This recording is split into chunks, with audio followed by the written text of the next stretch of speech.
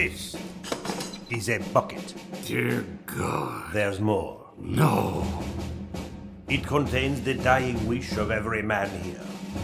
Scout, you did collect everyone's dying wish. You bet. Excellent. Gentlemen, synchronize your death watches. We have 70 hours to live. For most men, no time at all. We are not most men. We are mercenaries. We have the resources, the will, to make these hours count. The clock is ticking, gentlemen. Let's begin. Our first dying wish is Scout's.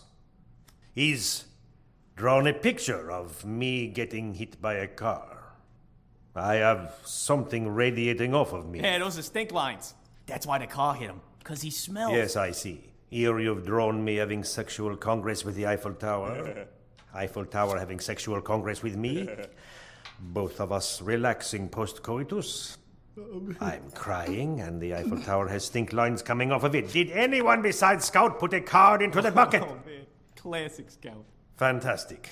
This was a huge waste of my time. You did not read mine. Does it say you want the bucket? Yes.